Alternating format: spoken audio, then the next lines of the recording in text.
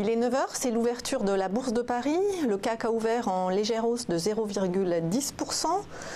On retrouve tout de suite Christophe Douane, consultant indépendant chez Buy Trading. Bonjour Christophe. Bonjour Anna.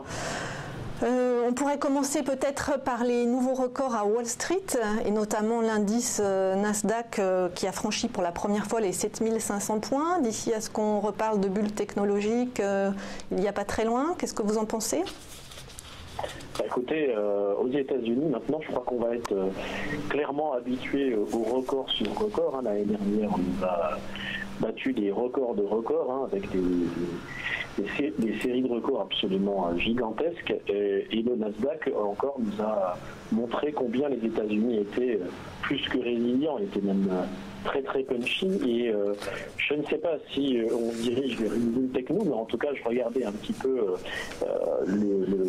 un point très long terme du S&P, du Nasdaq et du Jones. Et j'ai envie de dire presque c'est le Nasdaq par rapport au point, puisque vous me parlez d'une bulle techno, je regardais par rapport à 2000. Et en fait, le Nasdaq a le moins performé par rapport au Dow Jones et au S&P. Alors vous voyez, ça lui laisse encore un petit peu de marge. C'est vrai qu'on a franchi les 7500, ça reste encore un point psychologique, c'est un chiffre assez rond, mais je crois que les États-Unis ont décidé de nous pulvériser tous les records, chiffres ronds ou pas.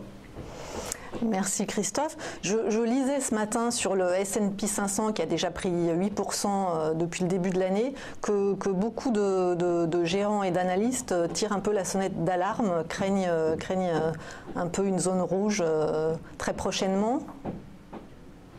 Clairement, en fait, la zone rouge, on l'a atteint déjà depuis un sacré moment.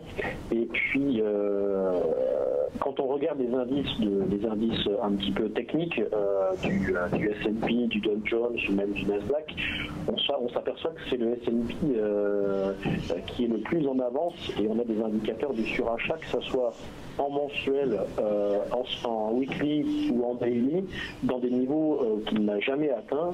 Quand on voit des indices de surachat, c'est ce qu'on appelle le RSI, à plus de 90 au niveau weekly et puis quasiment 90 au niveau mensuel.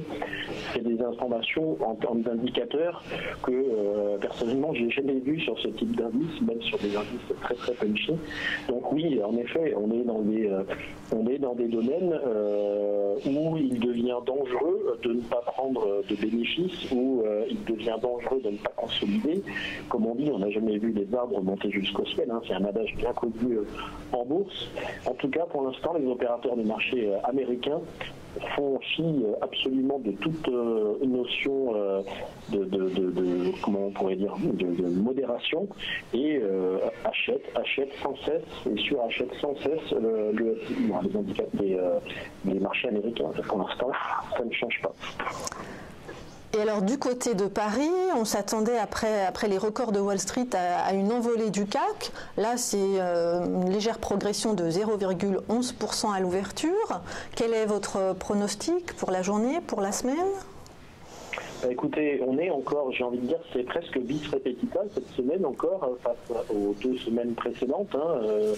C'est vrai qu'on a fait un bon rallye depuis le début de l'année, mais depuis, on est en consolidation à plat, coincé entre la zone des 5475 et la zone des 5535. On en est sorti une fois, puis 2 fois, mais à chaque fois, on n'y reste qu'une seule journée. On voit que c'est un véritable plafond de verre, c'est 5535.